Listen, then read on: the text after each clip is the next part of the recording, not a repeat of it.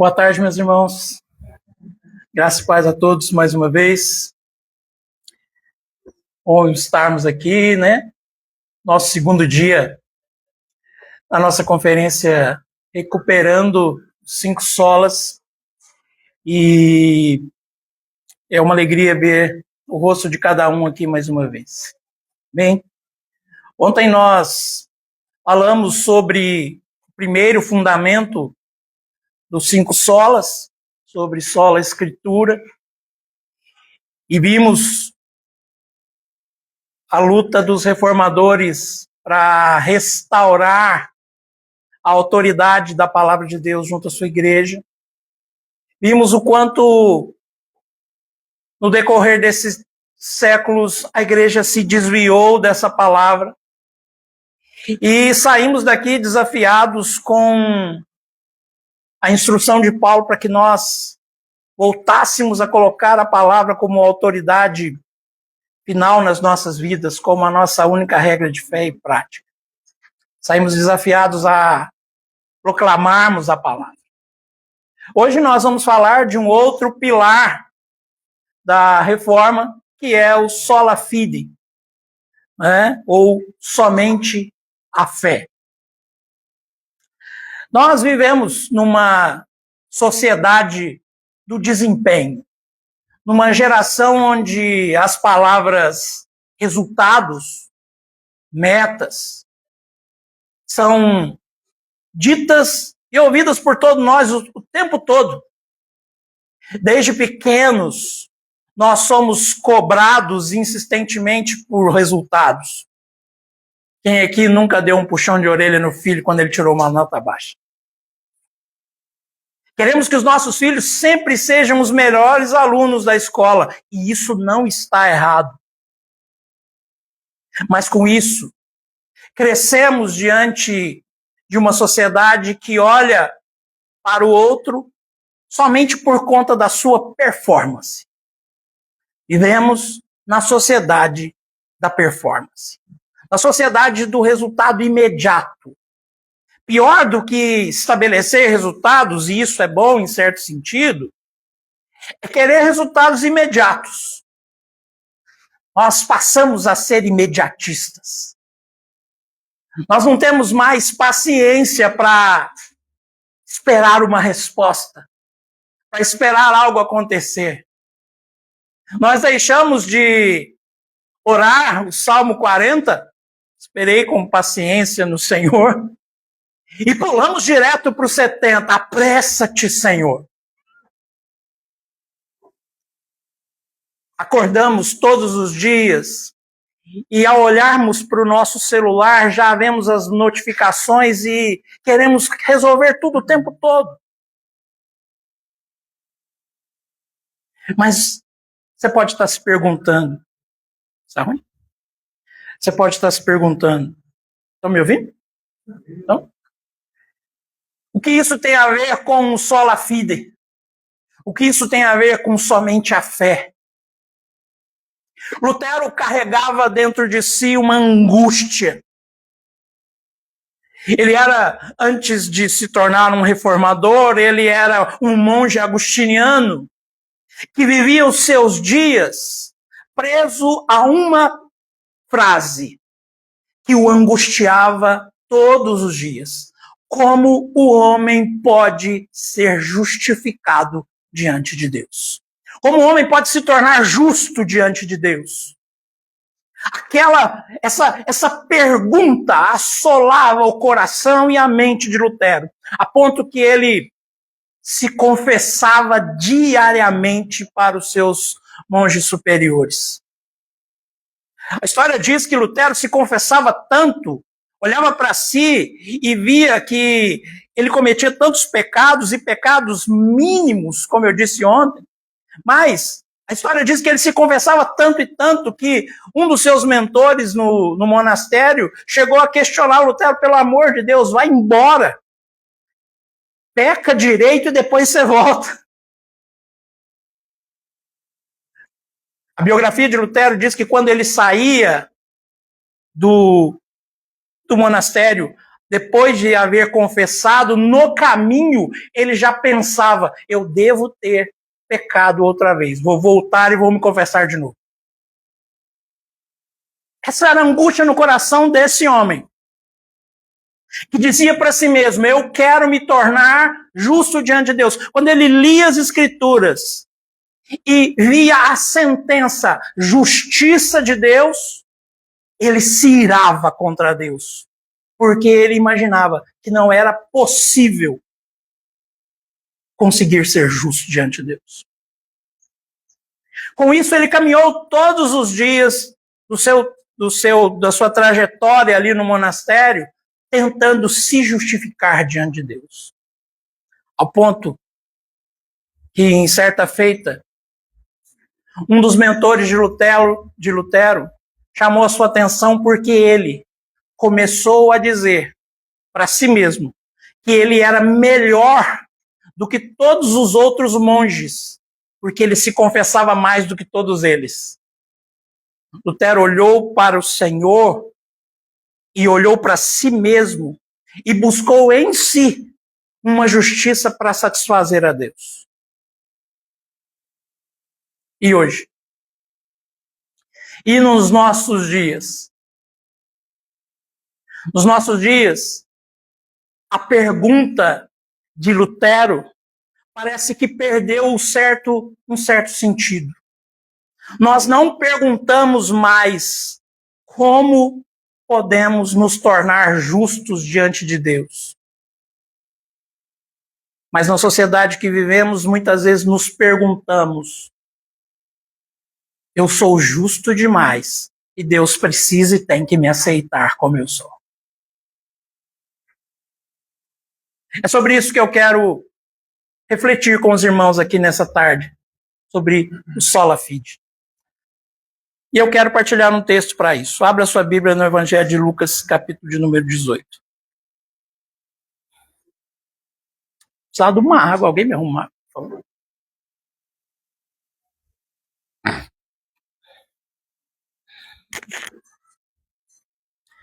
Evangelho de Lucas, capítulo de número 18.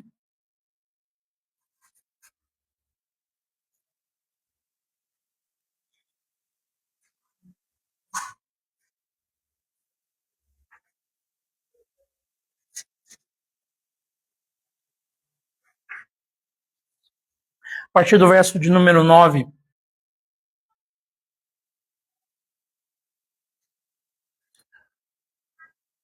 texto do evangelista Lucas diz assim: propôs também essa parábola a alguns que confiavam em si mesmos, por se considerarem justos e desprezavam os outros. 2 homens subiram ao templo com o propósito de orar, um fariseu e o outro publicano. O fariseu, posto em pé, orava de si para si mesmo desta forma: ó Deus, graças te dou porque eu não sou como os demais homens, roubadores, injustos e adúlteros, e nem ainda como este publicano. Eu jejuo 2 vezes por semana, dou o dízimo de tudo quanto ganho. O publicano, estando em pé, longe, não ousava nem ainda levantar os olhos ao céu, mas batia no peito dizendo: ó Deus, sê propício a mim, pecador. Digo-vos que este desceu justificado para a sua casa, e não aquele. Porque todo aquele que se exalta será humilhado, e todo aquele que se humilha será exaltado. Amém?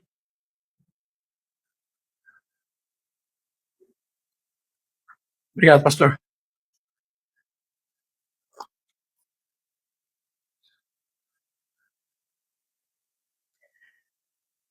Voltando um pouco para Lutero, ele só muda essa perspectiva acerca dessa pergunta quando ele lê a carta de Paulo aos Romanos e lê Romanos 1,17, que diz que o justo viverá pela fé. Quando ele entende que a justiça de Deus não é um ato punitivo, mas um ato da sua misericórdia, Então Lutero faz uma seguinte declaração a compreender esse texto. Eu estou, então, às portas do paraíso. Hoje, trazendo esse tema para a nossa realidade, meus irmãos, nós não queremos muitas vezes nos achegar mais a Deus para que essa pergunta seja respondida. Mas queremos apenas sermos objeto da nossa autojustificação. Jesus vai nos ensinar aqui, através dessa parábola, sobre o coração do Evangelho pelo ato da justificação pela fé. Lutero disse que a justificação pela fé é o que faz com que a igreja fique de pé ou caia. O texto que nós lemos, essa parábola, Jesus vai dizer que ele tem um objetivo. O objetivo da parábola é o seguinte: propôs também essa parábola a alguns que confiavam em si mesmos, por se considerarem justos, e desprezavam os outros.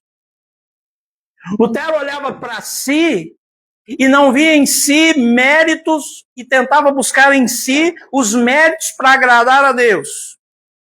Hoje, nós olhamos para nós e julgamos que nós temos todos os méritos para sermos justos diante de Deus. Mas pior do que isso, pior do que olhar para nós mesmos e julgar que pela nossa capacidade ou por aquilo que somos, nós podemos nos tornar justos diante de Deus, é olhar para o nosso próximo e desprezá-lo. Veja, o texto diz que aqueles que confiavam em si mesmo por se considerarem justos, mas desprezavam os outros. Meus irmãos, nós vivemos em uma sociedade em que nós temos nos acostumado muito mais a levantar muros do que construir pontes. E nós precisamos, como cristãos, a fazer um autoexame, porque muitas vezes olhamos para nós e nos vemos como pessoas melhores que as outras. Eu não estou entendendo, Eduardo, o que isso tem a ver com sola fide? O que isso tem a ver com somente a fé?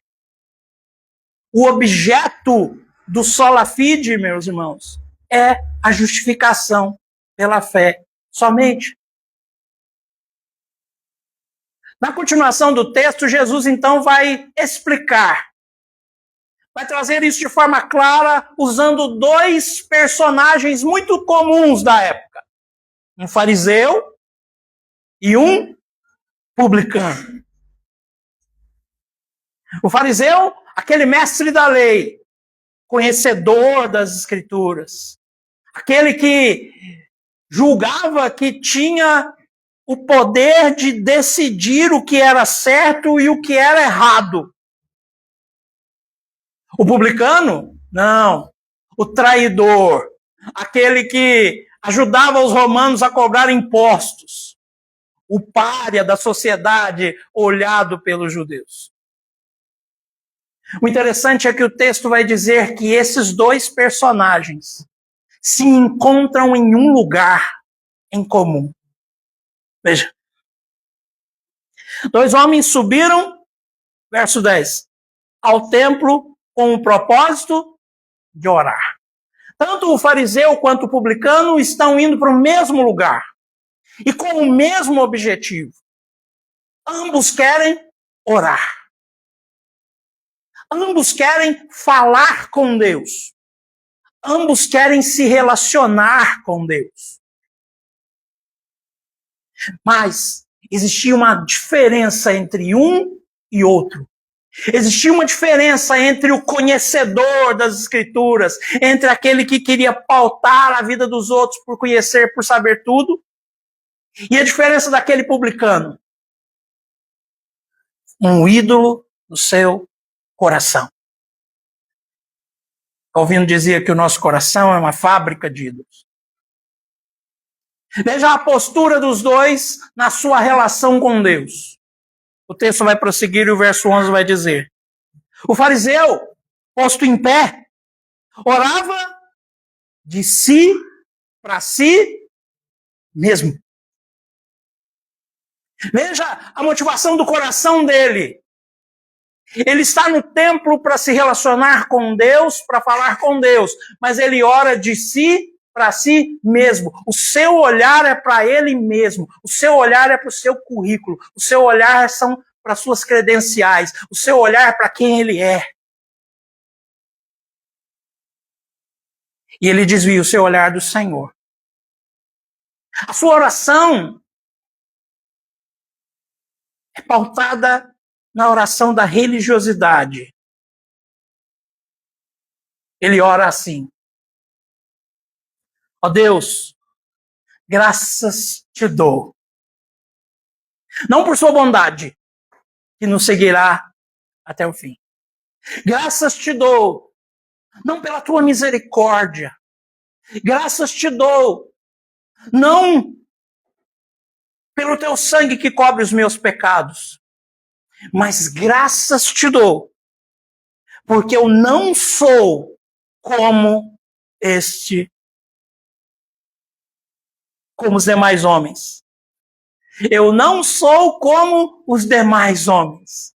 E aí ele faz uma classificação: roubadores, injustos, adúlteros. E nem ainda, Senhor, sou como esse publicano. Veja, irmãos, eles estão dentro da igreja, para ficar mais fácil para você entender. É dentro da igreja que essa oração acontece. É dentro da igreja que Jesus ensina essa parábola de duas pessoas que não é um que está lá fora e um que está aqui dentro. São dois personagens que estão no mesmo lugar buscando a Deus. O fariseu procura se auto-justificar. Ele mede a sua relação com Deus com aquilo que ele é e com aquilo que ele faz. O fariseu, na sua oração, olha para o Senhor e diz: Senhor, ouça a minha oração, porque eu não sou como os demais homens, eu sou melhor do que eles. Senhor, ouça a minha oração, porque eu não sou um ladrão, um roubador. Eu não sou injusto, eu não sou adúltero. E olha uma coisa, Senhor. Tem um publicano aqui atrás que eu também não sou como ele. Eu sou melhor. Na sociedade da performance, meus irmãos, a batalha é essa. Quem é melhor que quem? Na sociedade dos resultados, a batalha é essa. Quem produz mais que quem? Quem entrega mais que quem? Quem vende mais que quem? Quem trabalha aqui no comércio, no ramo empresarial, sabe disso, lida com isso o tempo todo e tem que ser assim, senão não tem jeito. Mas isso não pode acontecer na igreja.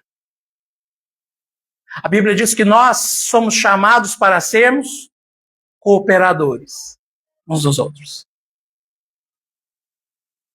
A intencionalidade do coração do fariseu é olhar para o Senhor e se auto-justificar, dizer: tudo isso está acontecendo porque eu sou melhor do que todos esses homens e sou melhor ainda do que esse publicano que está aqui atrás.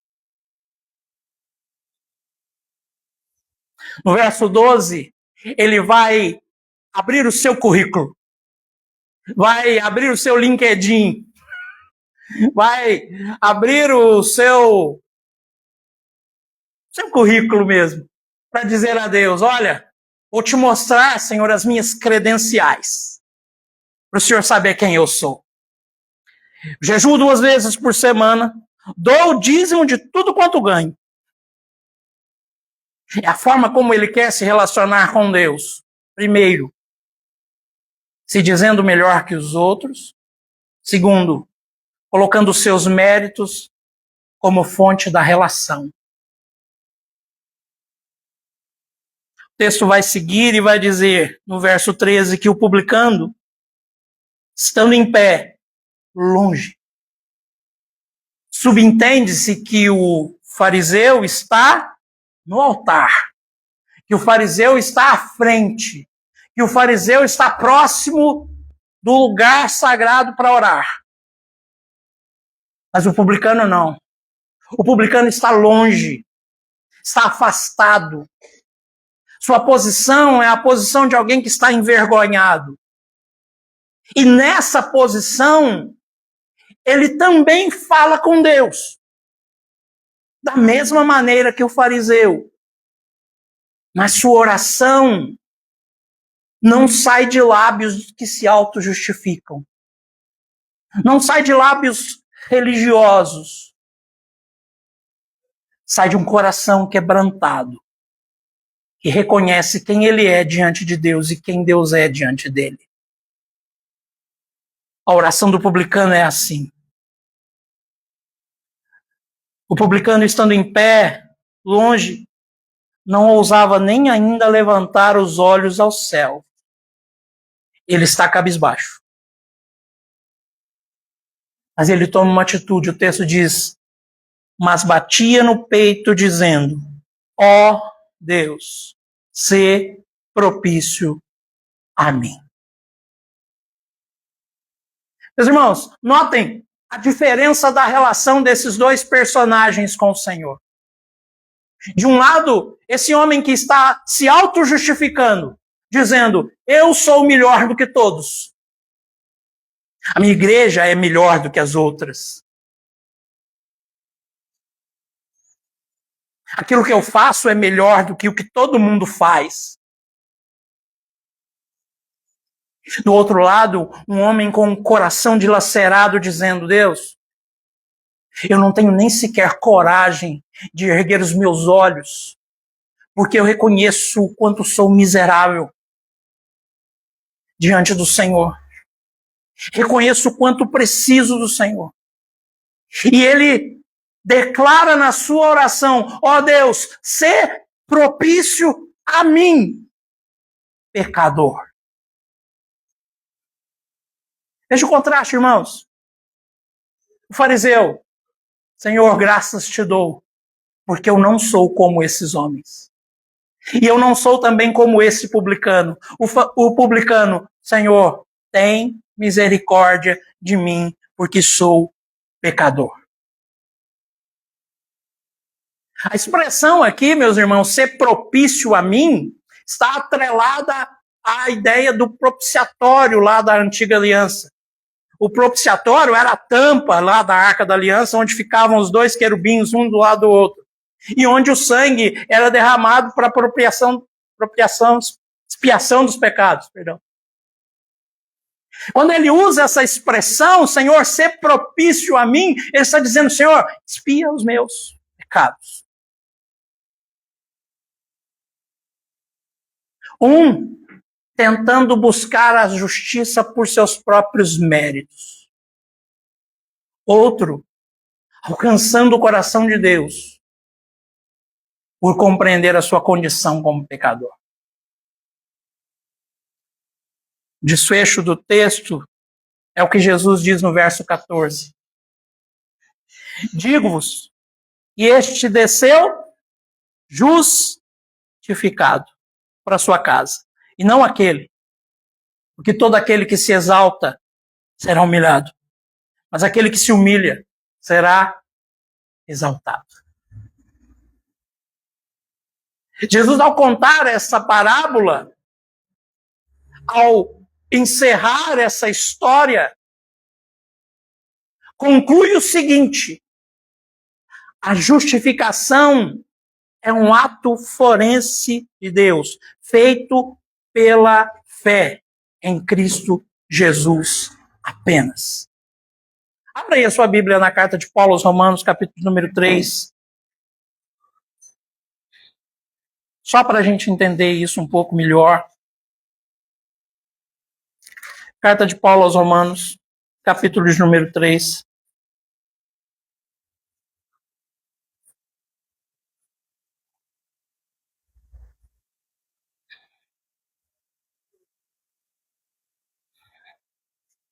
A partir do verso 21.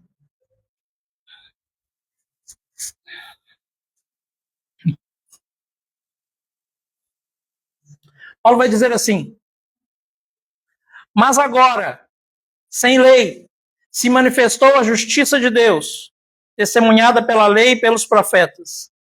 Justiça de Deus mediante a fé em Jesus Cristo. Para todos, e sobre todos os que creem. Porque não há distinção. Pois todos pecaram e carecem da glória de Deus, sendo justificados gratuitamente por sua graça, mediante a redenção que há em Cristo Jesus, a quem Deus propôs no seu sangue como propiciação, mediante a fé, para manifestar a sua justiça por ter Deus, na sua tolerância, deixado impunes os pecados anteriormente cometidos. O verso 23 do capítulo 3 de Romanos coloca todos nós debaixo da mesma sentença. Quem já estudou a carta aos Romanos aqui sabe que Paulo começa no capítulo 1, 2 e no meio do capítulo 3 falar dessa distinção da culpa dos gentios, da culpa dos judeus, e depois ele coloca todo mundo no mesmo barco e diz que todos são culpados. O verso 23 diz: todos pecaram e destituídos ou carecem da glória de Deus. Mas o verso 24 nos traz um alento dizendo: sendo justificados gratuitamente por sua graça, mediante a redenção que há em Cristo Jesus. Somos justificados pela graça em Cristo Jesus. Somos justificados somente pela fé em Cristo Jesus. Voltando para a conclusão da parábola, Jesus diz que o publicano desce justificado para sua casa, porque ele compreende o coração do Evangelho. Como é que nós podemos aplicar isso para a nossa vida hoje, para a nossa realidade, irmãos? Primeiro, temos que compreender que todos nós somos pecadores e carecemos da glória de Deus. Todos nós, sem exceção. Temos que compreender que, de forma alguma, seremos aceitos por Deus através dos nossos méritos próprios, mas através da propiciação dos pecados pelo sangue de Jesus. Temos que compreender que não podemos ser sectários, ou seja, julgar que somos melhores do que os outros. Foi assim que o fariseu fez. Eu te dou graças, Deus, porque eu não sou como os outros. Que esse ídolo do sectarismo saia do nosso coração e possamos nos colocar em pé de igualdade como pecadores que precisam da misericórdia de Deus o tempo todo em nossas vidas.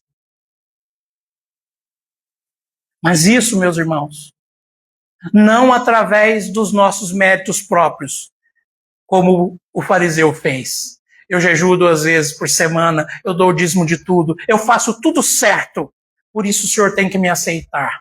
Não, não. Saímos daqui compreendendo que fomos aceitos pelo Senhor, justificados por Ele naquela cruz no dia que Ele disse, está consumado. E que naquele dia não tinha nem judeu, nem grego, nem gentio. mas todo aquele que invocar o nome do Senhor Jesus será salvo. Que o nosso coração se quebrante diante dessa verdade. Que eu e você já somos considerados justos. Não por nada que fizemos, mas pela obra completa e redentiva de Jesus na cruz do Calvário por nós. Somos justos, não porque temos mais credenciais do que os outros. Somos justos, porque naquele dia, ele disse: Pai, se possível, afasta de mim esse cálice, mas que seja feita a tua vontade e não a minha. Somos justos pela fé no Cristo, que nos redimiu. Somos justos pela fé no Cristo, que entregou a sua própria vida pelos seus eleitos. Somos justos não por nada que fizemos, por nenhum mérito nosso, mas somos justos porque ele se entregou por nós. Por isso nós podemos dizer hoje, sola fide, somente a fé. Que a minha fé e a sua seja alicerçada nas Escrituras. Que a minha fé e a sua seja alicerçada nessa palavra. Que a minha fé e a sua seja alicerçada no Cristo, no nosso Redentor, no nosso Salvador. Que Deus nos abençoe. Que Deus abençoe a sua vida. Que Deus abençoe a cada um de nós. E que nós possamos sair daqui alegres e felizes com isso. Temos um Senhor, que é o nosso Deus. Amém? Aprenderemos daqui a pouco mais sobre sola gratia. Sola gratia, Marquinhos? Sola gratia.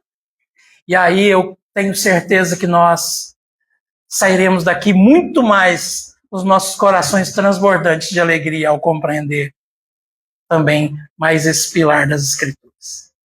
Que Deus abençoe a vida de cada um dos irmãos. Em nome de Jesus. Pastor Fábio, Deus abençoe.